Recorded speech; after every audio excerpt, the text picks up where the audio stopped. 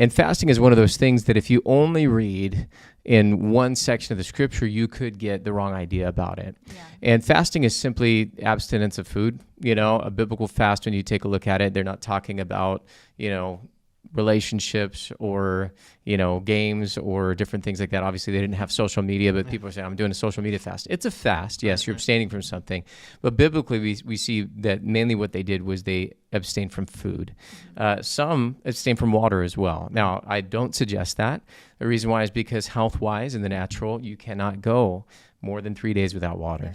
Yeah, and if you're doing, Esther did it for 3 days. Moses in the Bible did it for 40 days, 40 nights, no food, no water, but he was in the presence of God. He walked up into the cloud of God's glory. Yeah, yes. So that was a supernatural thing. And again, if you're just starting out with fasting, I would start somewhere small. Start somewhere, just abstinence from food. Take a meal, and just say, hey, I'm going to give my lunch up, and I'm going to pray. And really, that's the whole point of fasting, is that you're silencing that appetite in your life so that you can press into God, so that you can, the hunger pains will remind you to pray.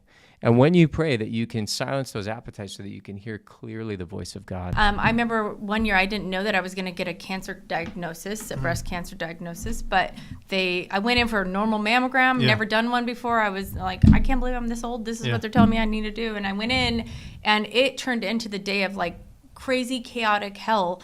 They're running me into rooms. Doctors are saying if I could do surgery right now, I would. And this is crazy. And they put me in a room with a lady saying, this is where they put the worst cases of cancer. Yeah. And I'm literally, because I'm like getting ready to fast. That was my first day of the fast that God had told me. Yeah. And I had prayed in December to find out what God wanted me to do for January. And I heard God tell me, and get ready, 40-day juice fast. Wow. No food, just juice. And I was like, that's nuts. Everybody I talked to after I came home after that day, because then we were waiting for the results, they would say, well, just stop the fast for now. Why don't you just like right now, let's deal with this, and then you can come back to a fast. And there was something in my spirit, man, that was like, no, this fast is for this. Yeah. I didn't know that, but God knew. Mm-hmm. And as I did it, all the tests came back different after that 40 days. Yep. There was no longer cancer in my body. They weren't rushing, freaking out. They did still have to do surgery to remove some things. Even in the midst of something that should have been so despairing,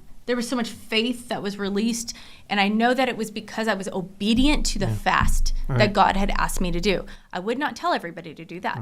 And so people have been like, oh, Pastor, I want to do what you were doing. I'm like, don't do what I'm doing because I did it. It's not formulaic. Yeah, no. Yeah. That's because God needed me to do that. Yeah. He was using that to heal me.